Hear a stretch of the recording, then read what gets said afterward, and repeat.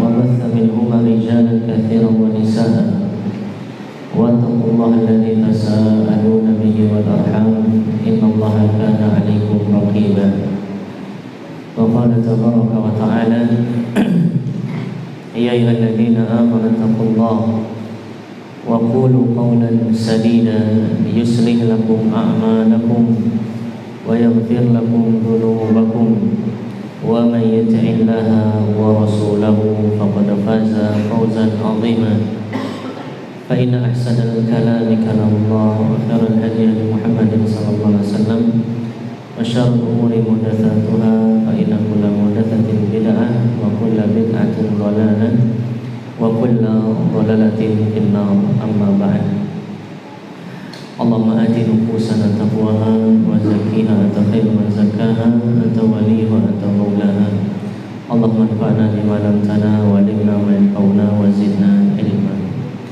Alhamdulillah, para hadirin yang dicintai karena Allah Subhanahu wa taala, kembali kita bersyukur kepada Allah Subhanahu wa taala di mana Allah Subhanahu wa taala telah memberikan begitu banyak nikmat dan karunia-Nya kepada kita semuanya. Salawat beriring salam semoga tercurah limpahkan kepada Nabi kita Nabi Muhammad sallallahu alaihi wasallam beserta keluarga beliau, para sahabat beliau, para tabi'in, tabi'ut tabi'in, dan orang-orang yang senantiasa mengikuti beliau hingga hari kiamat kelak. Para hadirin yang dicintai karena Allah Subhanahu wa taala, di setiap pembukaan atau muqaddimah kajian atau khutbah sering sekali diulang-ulang ayat tentang ketakwaan. Karena sejatinya seorang hamba itu mulia di sisi Allah itu karena ketakwaan yang ada di dalam lubuk hatinya. Allah Subhanahu wa taala berfirman, "Inna akramakum indallahi atqakum." Sesungguhnya orang yang paling mulia di sisi Allah di antara kalian adalah orang yang bertakwa, orang yang paling bertakwa kepada Allah Subhanahu wa ta'ala. Karena ketakwaan ini letaknya di dalam hati dan tidak bisa kita lihat, maka kalah semuanya. Kepintaran yang kita miliki, kepandaian berbicara orang yang berbicara, ya, kebagusan fisik yang dimiliki oleh seseorang, ya, dan kita tidak bisa menilai bahwa diri kita lebih baik daripada orang lain dan bahwa orang lain lebih buruk daripada diri kita. Karena hati yang tahu perkaranya adalah Allah Subhanahu wa ta'ala.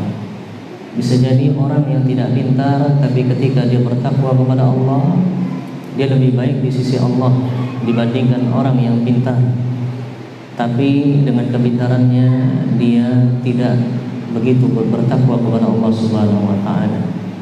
Bisa jadi orang yang tidak punya, dengan kelembutan hatinya dia bertakwa kepada Allah, sedangkan kita yang punya, ya, ketakwaan kita kurang kepada Allah Subhanahu wa ta'ala. Bila kita sadar yang seperti ini, maka sekali lagi runtuhlah kesombongan yang ada pada diri kita semuanya, siapapun kita. Kemudian sebelum kita lanjutkan, para hadirin yang saya cintai karena Allah, perlu kita ketahui bahwa para ulama menjelaskan bahwa inti manisnya ibadah adalah sifat muraqabah.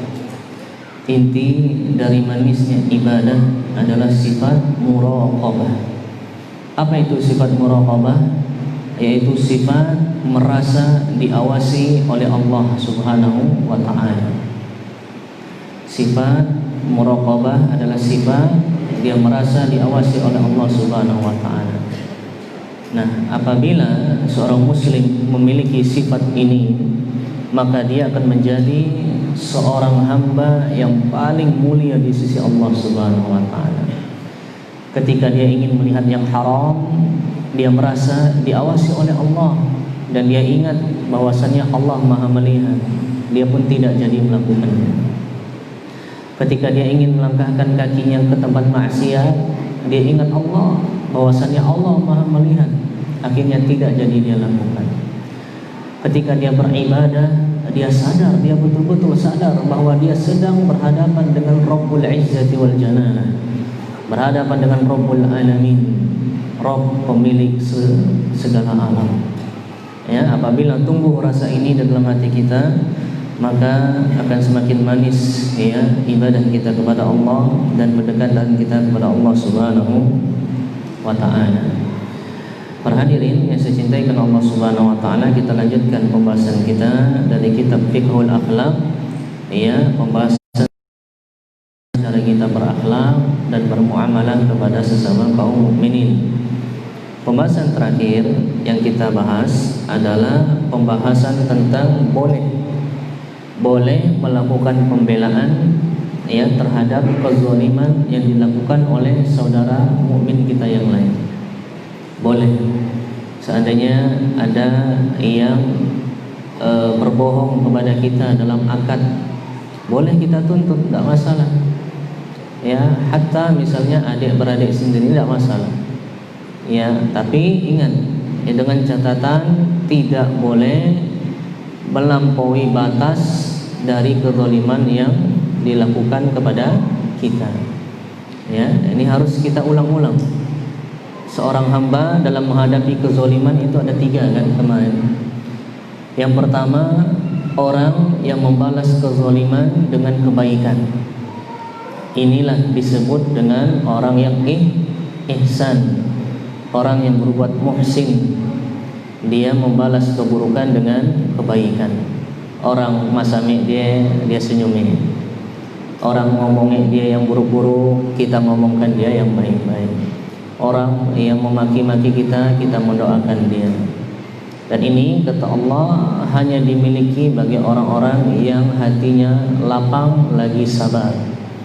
Dan tentu orang seperti ini pahalanya tiada terkira di sisi Allah Subhanahu wa taala. Kemudian jenis yang kedua kemarin adalah orang yang membalas kezaliman dengan kezaliman yang semisal. Ini disebut dengan orang yang adil. Ya, orang yang adil. Membalas kezaliman dengan kezaliman yang semisal. Yang ketiga adalah membalas kezaliman dengan kezaliman yang lebih buruk. Nah, ini disebut dengan orang yang zalim.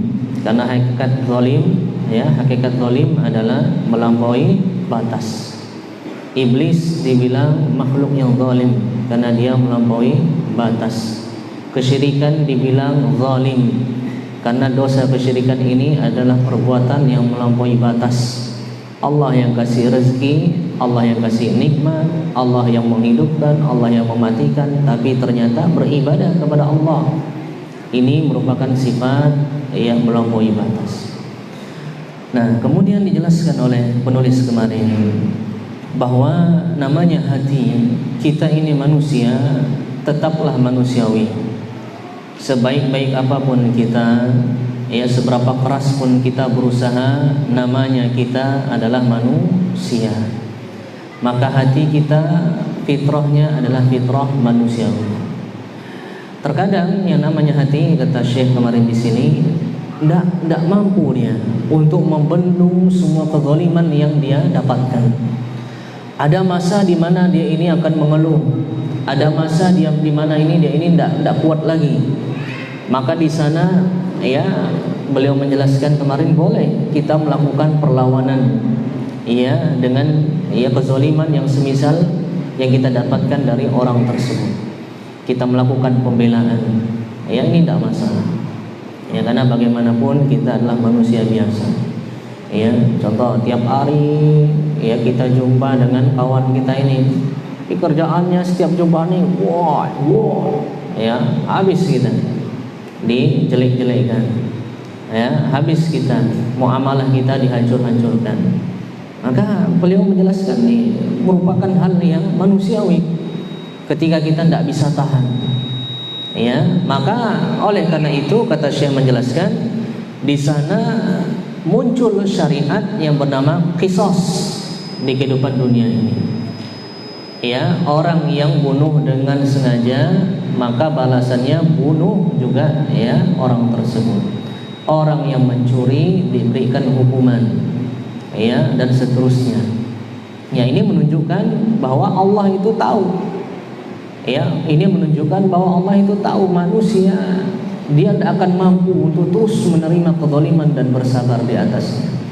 Makanya diberikan hukuman had. Kalau pembahasan fikih nanti ada Kitabul Hudud namanya, yaitu pembahasan tentang balasan-balasan atau hukuman-hukuman bagi pelaku kejahatan. Ya, ada qisas dan seterusnya. Ya, ini manusiawi. Ya, oleh karena itu kata beliau kemarin di sini menjelaskan bahwa seseorang hendaklah dia memiliki pandangan yang tajam. Kapan dia memaafkan orang lain dan kapan dia membela hak dirinya. Apabila dia berhadapan dengan orang yang pantas untuk mendapatkan pemaafan, maka dia maafkan. Tapi apabila dia berhadapan dengan orang yang dia ternyata kalau dimaafkan semakin jadi dia, maka orang seperti ini dikasih pelajaran, diberi hukuman.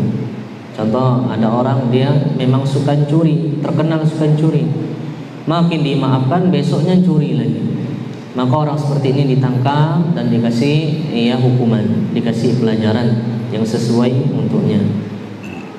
Baik, ya. Nah, kemudian Syekh di sini ingin mengajak kita merenung sebentar, tentang kisah manusia paling mulia setelah para nabi dan rasul alaihi wassalatu wassalam. Manusia yang paling membenarkan Rasul sallallahu alaihi wasallam, manusia yang paling dermawan, manusia yang menginfakkan seluruh 100% hartanya di jalan Allah, manusia yang ketika ditanya siapa yang sudah menyolatkan jenazah hari ini, dia menjawab saya wahai Rasulullah. Manusia yang ketika ditanya siapa yang berpuasa hari ini, saya wahai Rasulullah. Manusia yang ditanya ketika siapa yang sudah bersedekah hari ini, dia pun menjawab saya ya wahai Rasulullah. Siapakah beliau ini?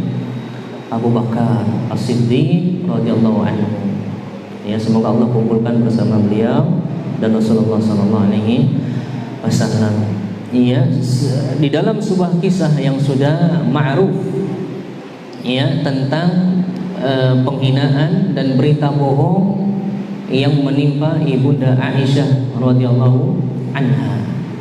Singkat cerita, ketika muncul berita bohong tersebut bahwa ibunda Aisyah ini melakukan perbuatan keji di balik layar bersama Rasulullah SAW dengan orang lain, maka Abu Bakar manusiawi, sebaik apapun iman beliau, setinggi apapun gelar mukmin beliau tetap manusia biasa. Bahkan nanti kita akan melihat kisah Rasul SAW sendiri. Beliau pun ada masanya beliau tidak mampu untuk menghadapi sebuah kenyataan dari kezaliman yang beliau dapatkan. Nah, kita lihat Abu Bakar. Ketika panas-panasnya berita ini, maka beliau pun mengatakan bahwasannya wallahi la anfiqu ala mastah ba'dal yaum. Demi Allah, mulai hari ini aku tidak akan lagi mensuplai, mensupport, memberikan bantuan berinfak kepada mastah. Di mastah ini yang menuduh ibunda Aisyah, yang tidak lain dan tidak bukan merupakan salah satu bawahannya sahabat yang mulia Abu Bakar As-Siddiq. Nah, lihat kita sadar tadi beliau merupakan manusia terbaik setelah para nabi dan rasul. Tapi hati beliau tetaplah hati manusia. Ketika mendapati kenyataan yang pahit yang beliau rasakan, beliau sampai-sampai mengatakan, demi Allah, saya tidak akan menginfakkan harta saya lagi untuk mastah ini. Kalau sebagian kita mungkin mengatakan, oh, tidak betul Abu Bakar, zalim Abu Bakar. Tidak betul Abu Bakar ini. Percuma berarti diberi gelar orang yang dermawan, orang yang as-siddiq. Tidak, kata para ulama. Termasuk beliau menjelaskan di sini. Inilah yang menunjukkan bahwasannya beliau adalah manusia biasa. Ya, hati manusia bagaimanapun kesolehannya tetap manusia biasa, fitrah di atas fitrah manusia. Beliau tidak tahan.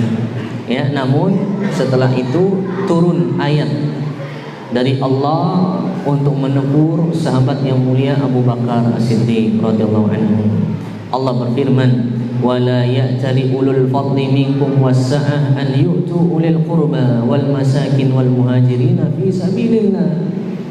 Tidak selayaknya bagi orang-orang yang mulia di antara kalian dan memiliki kelebihan harta, keutamaan, kedermawanan untuk berhenti memberikan bantuan kepada orang-orang yang membutuhkan dari kerabat, orang miskin, orang-orang yang berhijrah di jalan Allah. Kemudian apa kata Allah? Wal ya'fu wal yasfahu. Hendaklah kalian wahai orang beriman memaafkan dan berdamai. Hendaklah kalian memaafkan dan berbuat baik, berlapang dada, karena itu lebih baik bagi kalian. Kemudian apa kata Allah? Ala tuhibbuna an yaghfirallahu lakum. Tidakkah kalian ingin, tidakkah kalian suka apabila Allah mengampuni dosa-dosa kalian? Wallahu ghafurur rahim. Dan ketahuilah kata Allah bahwasanya Allah adalah Rabb yang Maha Pengampun lagi Maha Penyayang. Ini dalilnya surah An-Nur ayat 22. Surah An-Nur ayat 22. Surah An-Nur ayat 22. Tentang apa? Ayat teguran Allah kepada Abu Bakar As-Siddiq radhiyallahu anhu. Ya. Sebelum kita lanjutkan kisah ini, pada ayat ini terdapat beberapa faedah. Di antara faedah ayat ini yang pertama adalah memaafkan dan berlapang dada itu merupakan kebaikan di sisi Allah Subhanahu wa ta'ala. Padahal kalau kita lihat historinya tadi, ceritanya tadi betul-betul pahit. Anak beliau sendiri dituduh dengan perbuatan yang keji. Anak beliau sendiri padahal istri siapa? Istri Rasul sallallahu alaihi wasallam dituduh dengan tuduhan dusta. Siapa yang tidak pedih hatinya? Siapa yang tidak sakit? Siapa yang tidak sedih? Hati manusia seperti ini sedih. Ya. Tapi lihat, ya, Maha Pengasih dan Maha Pengampunnya Allah. Allah justru tegur Abu Bakar, hendaknya memaafkan dan berlapang dada, ini lebih baik. Bahkan apabila kita memaafkan orang lain, Allah janjikan ampunan untuk diri kita. Al-jaza min jinsil amal. Balasan itu sesuai dengan apa yang kita lakukan dahulu. Apabila kita memaafkan orang lain di dunia, di akhirat nanti Allah ampuni kita. Ya, apabila kita hari ini berlapang dada untuk orang lain, maka di hari kiamat kita akan mendapatkan kelapangan dari Allah Subhanahu wa ta'ala. Ya, jadi memaafkan itu lebih baik. Kemudian setelah ayat ini turun, kemudian Abu Bakar pun kembali angkat suara, wallahi la amna'un nafaqah an mastahba' abada.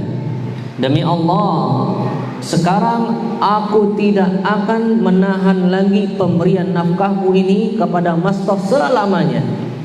Ya, subhanallah.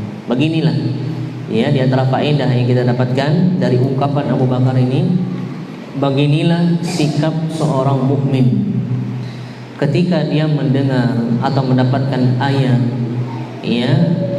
berupa teguran, maka dia langsung mengamalkannya, tidak pakai nanti lagi.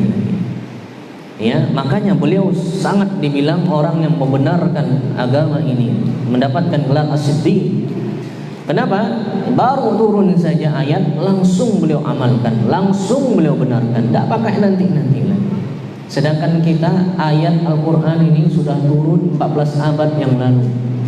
Tiap hari bisa diulang-ulang. Ya, bahkan apabila kita hafal 30 juz, hafal kita misalnya. Tapi betapa banyak ayat dan perintah Allah, larangan Allah kita langgar dan tidak kita amalkan dengan segera. Berbeda dengan para sahabat. Ya. Maka ini kata Syekh di sini merupakan pemaafan dan kelapangan dada dari Abu Bakar As-Siddiq radhiyallahu anhu. Namun yang jadi masalahnya, kapan pemaafan beliau itu lakukan? Kapan lapang dada beliau lakukan? Nah, ini yang jadi intinya. Kapan sikap memaafkan itu kita lakukan, dan kapan sikap lapang dada kita lakukan. Ya. Nah, dari sini saya menjelaskan, ya, pemaafan Abu Bakar ini dilakukan setelah Mastah ini ngaku salah. Setelah Mastah ngaku salah. Nah, artinya apa? Apabila orang yang melakukan kesalahan kepada kita, kemudian dia mengakui akan kesalahannya, maka ketika itu juga kita harus memaafkan dan lapang dada. Ya, harus memaafkan dan lapang dada. Seberat dan sesulit apapun cercaan, pujian, makian yang kita terima dari orang tersebut, ketika dia mengakui kesalahannya, maafkan dan lapang dada. Ya, ini dia para jamaah sekalian yang saya cintai karena Allah Subhanahu wa taala. Ya, nah ini di sini dijelaskan fikihnya oleh beliau, bahwa fikihnya Abu Bakar dalam memaafkan ini, ya, beliau ini orang terpandang, beliau ini orang yang mulia. Nah, beliau ini memaafkan si Mastah ini ketika si Mastah memang mengaku salah dan sudah ditegur oleh Allah Subhanahu wa taala. Artinya apa? Seandainya di sana ada orang yang dia melakukan kesalahan, ya, dan apalagi kesalahan ini kesalahan berat dan terus terkadang dia mengulang-ulang kesalahannya, mencuri misalnya, terus ya apa yang lain, dalam masalah akad muamalah suka bohong, ya, sebelum dia minta maaf model orang yang seperti ini, maka kita tidak memberikan maaf terlebih dahulu, ya, apalagi kita merupakan orang, misalnya orang yang dipandang tokoh misalnya, ya, orang yang dilihat oleh orang lain ungkapan dan perbuatannya, ya, maka orang seperti ini dia harus melihat keadaan, kapan dia memaafkan orang lain, kapan dia tidak memaafkan orang lain, dalam artian untuk memberikan pelajaran. Seperti tadi contohnya, apabila ada pencuri, ya, dia mencuri di kantor kita, terus suka mencuri, dia suka bohong. Nah, kita selaku bos beri pelajaran, tidak kasih maaf, sampai kita beri dia hukuman, ya, yang setimpal, dan kita tegur dia. Ketika dia mengakui kesalahannya, bertaubat dengan baik, barulah kita maafkan. Nah, ini ya para jamaah sekalian, saya cintai karena Allah Subhanahu wa taala. Jadi intinya terkadang memaafkan dan yang semisalnya ini tergantung dari siapa kita, kondisi kita. Seandainya kita merupakan orang biasa-biasa, cuma masyarakat biasa, bukan tokoh, bukan orang terpandang misalnya, hukum asalnya memaafkan lebih baik. Kenapa? Karena kalau tidak kita maafkan, misalnya dalam rangka ingin memberikan pelajaran, ini tidak bisa, tidak masuk. Kenapa? Karena perbuatan dan ucapan kita tidak dipandang orang. Berbeda misalnya kalau tadi kita orang yang berpengaruh, orang yang tokoh misalnya, orang yang dianggap orang ucapan dan perbuatan kita, maka orang seperti ini bisa untuk memberikan pelajaran. Contoh misalnya, ya, Pak RT, ya, kepala desa dan yang semisalnya, orang yang betul-betul dianggap, ya, di sekelilingnya, nah, ini bisa memberikan pelajaran. Ya, apalagi kita berada di zaman yang kezaliman itu luar biasa bertebaran. Seandainya orang yang terpandang di antara kita ini diam, maka kezaliman yang akan terus bertebaran. Ya, harus ada orang yang berani melawan arus, tentunya sesuai dengan aturan Al-Quran dan Sunnah Rasul Sallallahu Alaihi Wasallam. Kita lihat Umar bin Khattab radhiyallahu anhu, ya, beliau Islam, ya, baik. Ini dia para jamaah sekalian yang saya cintai karena Allah Subhanahu wa taala. Lanjut lagi, ya, beliau pelajaran kepada kita. Ada model orang yang dia ini seakan-akan mengatakan isbiru ala dharbina lakum, sabar deh kita, kami mukul kita, atau sabar aja sudah nak maafkan kami. Ya, baik. Wasbiru ala adana. Sabar jak be kita dengan gangguan kami. Mun kami melakukan gangguan pada kita, maafkan dah be. Ya, lapang dah ada aja. Wasbiru ala suraqatina li amwalikum wa tihakina li a'radikum. Sabarlah kalian terhadap pencurian yang kami lakukan kepada harta kalian, terhadap penghancuran nama baik kalian. Nah, kata beliau di sini, maka orang yang seperti ini harus diberikan pelajaran. Ya, sekali lagi, ini harus memiliki pandangan yang tajam. Ya, apabila kita jumpai orang seperti ini dan ternyata di antara kita ada orang yang terpandang, kita beri pelajaran orang yang seperti ini. Agar apa? Ya, kata Syekh Utsaimin rahimahullah taala ketika beliau menjelaskan hadis Rasulullah SAW, unsur akhaka zaliman aw mazluman. Tolonglah saudaramu baik yang zalim atau terzalimi. Para sahabat nanya, wahai Rasulullah, kalau orang terzalimi, kami tahu, udah maklum harus dibantu. Orang yang terzalimi, tapi orang yang zalim bagaimana kami nolongnya? Maka dijelaskan oleh Rasulullah SAW, yaitu maka dijelaskan oleh Syekh Utsaimin rahimahullah taala, itu kita tarik tangannya, kita beri pelajaran. Dengan beri pelajaran tersebut, dia akhirnya sadar, dia bertobat, itulah pertolongan kita kepada dirinya. Ini para jamaah sekalian, saya cintai kepada Allah Subhanahu wa taala. Ya, baik. Kemudian para jamaah Subhanahu wa taala. Nah, kita lihat bagaimana sikap Rasul sallallahu alaihi wasallam dalam memaafkan dan tidak memaafkan. Ada kisah unik yang dialami oleh Rasul sallallahu alaihi wasallam. Ya. Kasusnya sama tapi dengan orang berbeda. Kasusnya sama-sama pembunuhan paman beliau tercinta Hamzah radhiyallahu anhu. Ya, paman beliau siapa? Hamzah bin Abdul Muttalib radhiyallahu anhu. Ini ya dibunuh dan dijatuhkan kehormatannya oleh dua orang yang paling tidak disukai. Yang pertama siapa yang membunuhnya? Yang membunuh Hamzah siapa? Seorang pria bernama Wahsy. Kemudian yang kedua, seorang wanita yang mencincang-cincang wajah paman beliau radhiyallahu anhu. Siapa ini? Hindun radhiyallahu anha. Ya, nah perhatikan. Dua orang ini kasusnya sama, berkaitan dengan paman beliau sallallahu alaihi wasallam.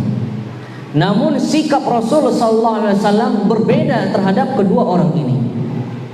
Ya, karena kembali tadi, pertama apa? Beliau adalah manusia biasa, hati beliau adalah hati manusia. Ya, kemudian beliau melihat apa yang terjadi di lapangan. Nah, adapun Hindun, Rasul sallallahu alaihi wasallam memaafkannya. Ya, jadi Hindun ini hadir ke hadapan Rasul sallallahu alaihi wasallam dan mengakui, kemudian meminta maaf kepada Rasul SAW, kemudian masuk Islam, dan akhirnya Rasul SAW pun memaafkannya. Berbeda dengan Wahsy. Singkat cerita, Wahsy ini hadir di hadapan Rasul SAW. Padahal keduanya sama ini. Hindun Islam, sudah masuk Islam, minta maaf. Wahsy juga sudah masuk Islam, sudah minta maaf. Ya, datanglah Wahsy ini ke hadapan Rasul sallallahu alaihi wasallam. Kemudian Rasulullah bertanya, "A anta Wahsy? Apakah engkau yang bernama Wahsy?" Qultu na'am. Maka Wahsy pun mengatakan, "Iya, betul wahai Rasulullah sallallahu alaihi wasallam." Qala, maka Rasulullah menjawab lagi, "A anta qatalta Hamzah? Bukankah engkau yang membunuh pamanku Hamzah?" Maka si Wahsy ini menjawab, "Qad kana minal amri ma balaghaka." Demikianlah betul seperti berita yang telah sampai kepadamu. Nah, kita lihat Rasul sallallahu alaihi wasallam, utusan Allah, mendapatkan wahyu, orang yang maksum, pemimpin manusia, orang yang pertama kali membuka pintu surga, tapi hati beliau tetap hati manusia. Fahal tastati an tughayyiba wajhaka anni? Beliau pun mengatakan dengan sedih kepada Wahsy, Apakah engkau bisa untuk memalingkan, menghilangkan wajahmu dari hadapanku? Apakah engkau bisa untuk tidak menjumpaiku lagi setelah ini? Siapa ini yang berkata seperti ini? Rasul sallallahu alaihi wasallam. Inilah hati manusia. Nah, dari sini kita dapat pelajaran para jamaah. Ada kalanya kita memaafkan orang lain dan bisa memaafkan orang lain. Ya, ada kalanya kita memang memaafkan orang lain tapi hati masih berat, dan ini sekali lagi manusiawi. Nah, pelajarannya untuk kita ini apa? Seandainya kita jumpai, kita punya kawan yang dia ini mengalami masa-masa sulit dengan saudara mukmin yang lainnya, dia punya masalah dan seterusnya. Kemudian dia mengatakan, saya sepertinya masih berat. Jangan kita paksa dan marahkan dia. Kenapa? Karena ini hati manusia. Rasul sallallahu alaihi wasallam saja demikian. Ya, beliau memang memaafkan tapi berat sekali. Sampai-sampai beliau mengatakan ini, bisakah engkau berpaling dariku dan tidak menemuiku lagi? Nah, setelah itu Wahsy tidak pernah berjumpa lagi dengan Rasul sallallahu alaihi wasallam. Ya, namun tentunya ya kita berusaha untuk memaafkan dan melapang dada apabila kita mendapati masalah dengan saudara kita yang muslim yang lain. Nah, ini dia para jamaah sekalian, saya cintai karena Allah Subhanahu wa taala. Ya, nah ketika kita mendengar kisah ini, apakah kita mengatakan, oh tidak bagus Rasul ini, hatinya tidak lapang? Apakah kayak gitu? Kemudian kita mengatakan, oh percuma jadi Rasul, ternyata masih tidak bisa untuk yang menahan hati. Apakah demikian? Nah, justru inilah ya yang dijelaskan oleh para ulama. Ya, ini merupakan hati manusia. Ya, yang salah adalah ketika kita terlalu memaksakan diri. Ya, kita tahu kita punya kawan dia masih berat, misalnya kita masih paksakan dia. Ya, memaksa ini tidak boleh, tapi sekedar nasihat, menyampaikan, maafkan saja, tidak lupakan, tidak ada manfaatnya kita untuk mungkin masa lalu misalnya. Oh, tapi karena dia tuh puluh dengan saya, ini saya luar biasa dia tuh. Nah, sabarkan deh. Orang yang memaafkan di hari kiamat akan dimaafkan oleh Allah. Al-jaza min jinsil amal. Balasan tergantung dari amalan yang dilakukan. Memaafkan itu lebih baik. Apabila kita memaafkan, maka Allah Subhanahu wa taala di hari kiamat akan memaafkan kita. Ya. Ini para jamaah sekalian saya cintai karena Allah Subhanahu wa taala. Bahkan yang paling unik lagi kisah Rasul sallallahu alaihi wasallam dengan orang kafir. Kalau tadi masih mending muslim sama muslim, ini beliau sallallahu alaihi wasallam dengan orang kafir. Dijelaskan oleh beliau di sini. Wa huwa mathalun thayyibun ra'iun li bayani atharil afwi. Ini di antara kisah contoh yang begitu indah lagi baik yang menjelaskan akan dampak positif dari sifat memaafkan. Ya, yang menjelaskan apa? Dampak positif dari sifat memaafkan. Wa fihi bu'du nadharin min Rasulillah sallallahu alaihi wasallam. Dan pada kisah ini terdapat faedah akan dalam dan panjangnya tatapan Rasul sallallahu alaihi wasallam. Begitu tajamnya pandangan Rasul sallallahu alaihi wasallam fi sya'ni rajulin kafirin lakin yutawaqqa'u minhul khair. Ya. Ini kisah beliau dengan seorang pria yang masih kafir, akan tetapi pada pria tersebut terdapat kebaikan-kebaikan. Nah, nih. Jadi seakan-akan Syekh ini ingin menggiring kita lagi. Nah, tadi ini bagaimana sikap memaafkan orang ketika dia belum minta maaf dan dia sudah minta maaf. Bagaimana sikap dengan orang yang dia ini memiliki masa lalu dengan kita yang begitu berat misalnya. Nah, ini beliau ingin menjelaskan lagi pada kita bagaimana sikap kita terhadap orang walaupun dia kafir, tapi orang ini ia dikenal baik di masyarakatnya. Ya, orang ini bahkan suka berbuat baik, tapi sayangnya dia apa? Masih kafir. Nah, kita lihat nih, ya, dampak positif dari sikap Rasul sallallahu alaihi wasallam. Ya. Nah, singkat cerita bahwa pernah terjadi suatu peperangan dan akhirnya tertawanlah seorang pria, ya, dan dia ini masih kafir. Yang pria ini disebut namanya dengan Sumamah bin Utsal. Sumamah bin Utsal, ya, seorang pemimpin dari negeri, ya, Yamamah, baik, dari suku Yamamah. Nah, Sumamah bin Utsal ini tertawan dan diikat di masjid. Nah, kemudian Rasulullah SAW keluar dan masuk ke masjid. Tanya Rasulullah SAW kepadanya, "Wahai Sumamah, mada indaka ya Sumamah?" Apa yang kamu miliki, wahai Sumamah? Ya, lihat nih pertanyaan Rasul kepada Sumamah yang masih kafir. Maka Sumamah ini menjawab, "Indi ya Muhammad khair." Wahai Muhammad, aku ini memiliki banyak kebaikan. In taqtul dza damin. Seandainya engkau membunuhku, maka engkau membunuh orang yang terpandang, karena dia ini merupakan pemimpin sukunya. Wa in tun'im ala syakirin. Seandainya engkau memberikan makan, ya, kepadaku, memberikan kenikmatan kepadaku, maka engkau memberikan kebaikan kepada orang yang pandai berterima kasih. Wa in kunta turidul mal fasal tu'ta minhu ma syi'ta. Seandainya engkau ingin harta, mintalah, maka akan diberikan semuanya kepadamu yang kau inginkan. Lewat Rasulullah SAW, tidak dihiraukan oleh Rasulullah SAW. Kita perhatikan nih, orang kafir tapi dia punya kebaikan dan sifat baik. Ya, lanjut lagi esok harinya. Ma'indaka ya Sumamah, wahai Sumamah, apa yang kamu miliki? Maka Sumamah jawab, ma qultu laka, apa yang kemarin aku sebutkan kepada kamu. Intun im ala syakir. Seandainya engkau memberikan kepada orang yang pandai berterima kasih. Wa in taqtul dzadamin. Seandainya engkau membunuh orang yang punya nama, orang yang punya darah terpandang di kaumnya. Wa in kunta turidul mal fasal tu'ta minhu ma syi'ta. Seandainya engkau meminta harta kepadaku, maka engkau akan diberikan semua apa yang engkau inginkan.